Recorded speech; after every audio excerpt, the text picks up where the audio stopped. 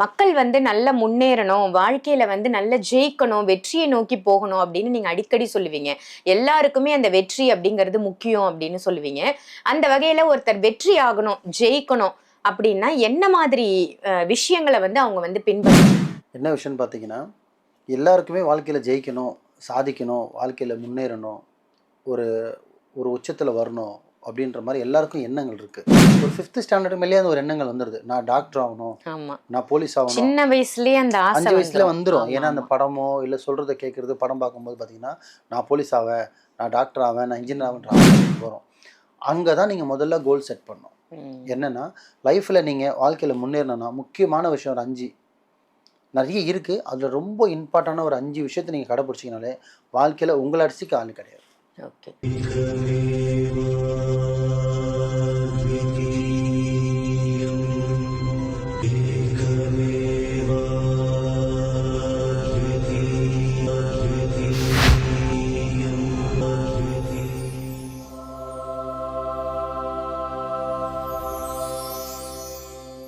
குருவே மகா நேயர்கள் அனைவருக்கும் அன்பு வணக்கங்கள். இன்னைக்கு நம்ம மாலிக் குருஜி அவர்களை தான் சந்திக்க வந்திருக்கோம். நிறைய வித்தியாசமான தகவல் குருஜி நமக்காக கொடுத்துட்டு இருக்காங்க. இன்னைக்கு என்ன டாபிக் பத்தி பேச போறோம் அப்படின்னு குருஜி கிட்டே கேட்டு தெரிஞ்சுப்போம். வணக்கம் குருஜி. வணக்கம்மா. மக்கள் வந்து நல்ல முன்னேறணும், வாழ்க்கையில வந்து நல்ல ஜெயிக்கணும், வெற்றியை நோக்கி போகணும் அப்படின்னு நீங்க அடிக்கடி சொல்லுவீங்க. எல்லாருக்குமே அந்த வெற்றி அப்படிங்கிறது முக்கியம் அப்படின்னு சொல்லுவீங்க. அந்த வகையில ஒருத்தர் வெற்றி ஆகணும், ஜெயிக்கணும் அப்படின்னா என்ன மாதிரி விஷயங்களை வந்து அவங்க வந்து பின்பற்றணும்? நல்லா கேட்டீங்க. மகாவதார் பாபாஜியின் அருளாசி எல்லாருக்கும் கிடைக்கட்டும். என்ன விஷயம்னு பார்த்தீங்கன்னா, எல்லாருக்குமே வாழ்க்கையில் ஜெயிக்கணும், சாதிக்கணும், வாழ்க்கையில் முன்னேறணும், ஒரு ஒரு உச்சத்தில் வரணும் அப்படின்ற மாதிரி எல்லாருக்கும் எண்ணங்கள் இருக்குது.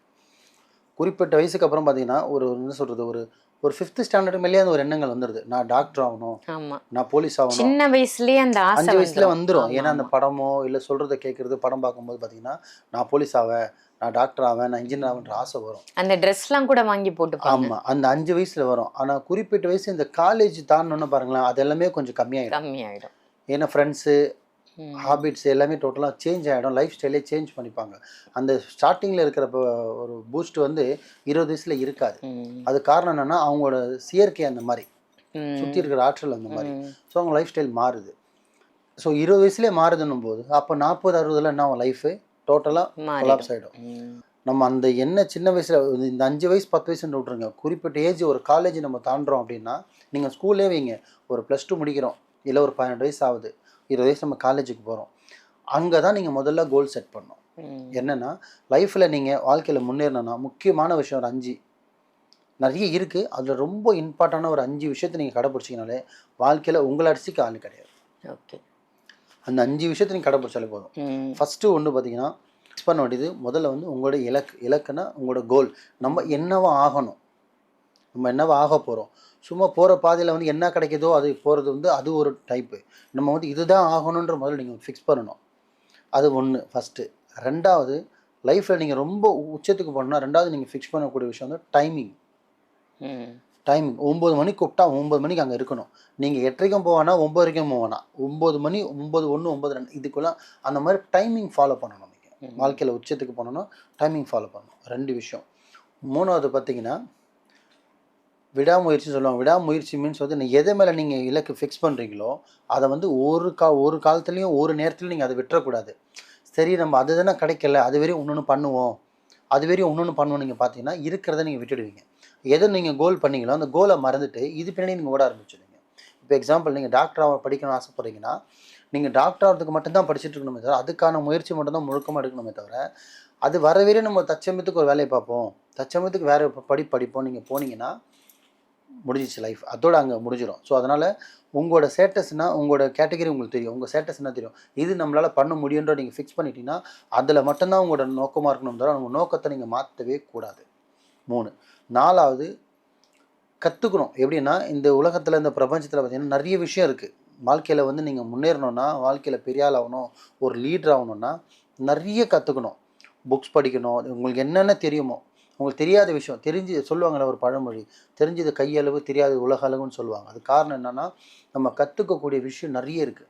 ஒரு இயற்கையான ஒரு செடியில் இருக்குது, சாப்பிட்ற உணவில் இருக்குது, பேசுகிற ஆளுங்கிட்ட இருக்குது. ஒரு கெட்டவங்க கிட்ட 4 விஷயம் இருக்கும், ஒரு நல்லவங்க கிட்ட 4 விஷயம் இருக்கட்டும், ஒரு ஃப்ராடாக இருந்தால் அவங்ககிட்டயும் 4 விஷயம் இருக்கும். ஸோ ஒருத்தட்டையும் ஒரு விஷயங்கள் இருக்கும். அது எல்லாமே நீங்கள் கேதர் பண்ணணும். அதேமாரி ஊராக பயணம் அதிகமாக பண்ணணும். இயற்கையை ரசிக்கணும். இந்த மாதிரி நீங்கள் ஒன்றுனா நீங்கள் பார்க்க நிறைய லாங்குவேஜை நீங்கள் கற்றுக்கணும். வெறும் நம்ம ஒரு தமிழ் இப்போ தமிழில் நாட்டில் இருக்கணும், தமிழ் அப்பா அம்மா தமிழாக இருக்காங்க, தமிழ் மட்டும் வச்சுட்டு ஒன்றும் பண்ணிட முடியாது. எல்லா லாங்குவேஜும் முடிஞ்ச அளவுக்கு ஒரு ஹிந்தி, மலையாளம், தமிழ், தெலுங்கு இந்த மாதிரி உங்களால் கொஞ்சம் மொழிகள் கற்றுக்கணும். இதெல்லாம் வந்து பார்த்தீங்கன்னா உங்களை ஒரு நாள் காப்பாற்றும்.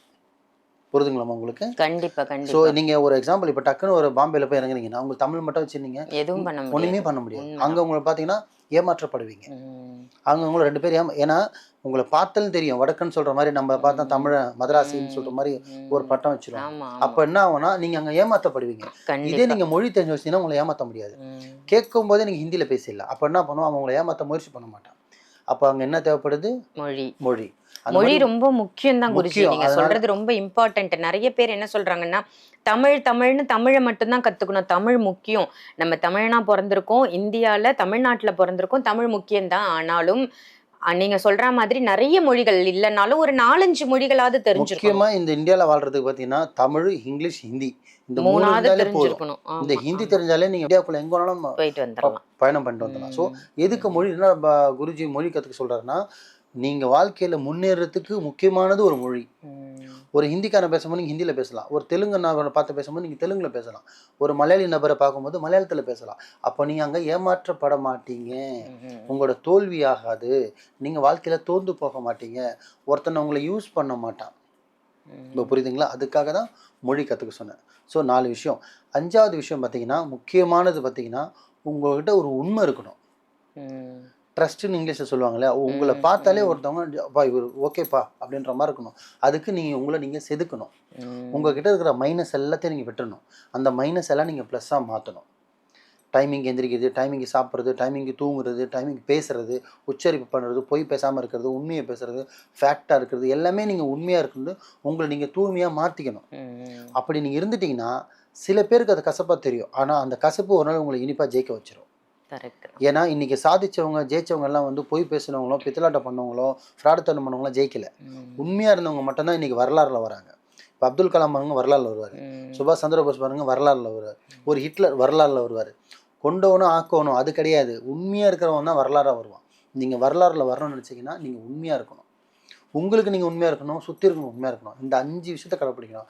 டைமிங்கு, தூய்மை, உண்மை, ப்ராஜெக்ட் கற்றுக்கிறது, பயணம் பண்ணி கற்றுக்கிறது, ஸோ நீங்கள் உங்களை மாற்றிக்கிறது. இந்த 5 விஷயத்தை நீங்கள் கடைப்பிடிச்சிங்கனாலே உங்களை அடிச்சிக்கிறதுக்கு லீடரே கிடையாது. நீங்கள் பெரிய இடத்துக்கு போய் தான் நீங்கள் பொசிஷனுக்கு வந்து தான் நீங்கள் நல்லவன்ற பேர், ஒரு லீடர்ன்ற பேர் வேணாம். இந்த 5 ஒழுக்கம் உங்ககிட்ட இருந்தாலே கெட்டவங்ககிட்ட நெருங்க மாட்டான், தப்பானவங்ககிட்ட நெருங்க மாட்டான், ஃப்ராடு தான் பண்ணவங்க நெருங்க மாட்டான். ஏன் சொல்லுங்க அப்பா அவர்கிட்ட போக முடியாதுப்பா, அவர் ஜெனூன் பர்சன். அவங்க நம்மளை பார்த்து பயப்படுவாங்க. நீங்கள் உங்களை ஆயுதமாக மாற்றுறீங்க, என்னென்னு ஜெனூனான ஆயுதமாக நீங்கள் மாற்றுறீங்க உங்களை. அப்போ நீங்கள் உங்களை மாற்றிக்கிட்டீங்கன்னா உங்களை ஏமாத்துறவங்க ஐயோ அவர்கிட்ட நம்ம போய் பேச நம்மக்கிட்ட அவர்கிட்டலாம் வேலை ஆகாது, அவர் வேற மாதிரி ஆளு, அவர் நம்ம பேசும்போது பழிக்காது, நம்ம பேச போனாலே நம்மளோட கண்டுபிடிச்சிருவாரு. ஏன்னா நீங்க பயணம் பண்ணியிருக்கீங்க, நல்லவன் கெட்டவன், நல்லது கெட்டது எல்லாமே நீங்க உணர்றீங்க, தெரிஞ்சுக்கிறீங்க. ஸோ வாழ்க்கையில நீங்க முன்னேறணும்னா இந்த 5 விஷயத்தை கடைப்பிடிச்சு பாருங்க. வாழ்க்கையில உங்களை அடிச்சு கால் கிடையாது, உங்க குடும்பத்திலே நீங்க தான் லீடரா இருப்பீங்க. வயசுல சிறுவராக இருந்தாலும் குணத்தில் பெரியவராக இருக்கணும். உங்களை பயணங்கள் பண்ணி நீங்கள் அதிகமான ஒரு கற்று வச்சுருந்தீங்கன்னா அதுவே உங்களை ஒரு நாள் காப்பாற்றும். ஸோ நான் சொன்னது மட்டும் ஃபாலோ பண்ணுங்கள், வாழ்க்கையில் ரொம்ப சீக்கிரம் நீங்கள் முன்னேறலாம். வேறு எதுவுமே நீங்கள் பெருசாக பண்ண அவசியம் இல்லை. இந்த 5 கடைப்பிடிங்க, உங்களுக்கான ஒரு வேலையை ஃபிக்ஸ் பண்ணுங்கள், அந்த வேலைக்காக நீங்கள் பயணம் பண்ணுங்கள். அந்த வேலைக்காக ரிலேட்டடாக என்னென்ன இருக்குது ரிசர்ச் பண்ணிங்கனாலே நீங்கள் வாழ்க்கையில் முன்னேறலாம். ஸோ நான் சொன்னது மட்டும் ஃபாலோ பண்ணுங்கள். மகாவதார் பாபாஜி அருளாசி எல்லாருக்கும் கிடைக்கட்டும். சூப்பர், ரொம்ப அற்புதமா சொன்னீங்க. வெற்றி அப்படிங்கிறது ஒரு எட்டா கனி கிடையாது. உங்களை நீங்க எக்யூப் பண்ணிக்கிட்டீங்கன்னா அந்த வெற்றியை சீக்கிரமா அந்த இலக்கை வந்து நீங்க அடைஞ்சிட முடியும் அப்படின்னு ரொம்ப அற்புதமான ஒரு 5 பாயிண்ட் நச்சுன்னு கொடுத்துருக்கீங்க. நன்றி குருஜி. நன்றிம்மா.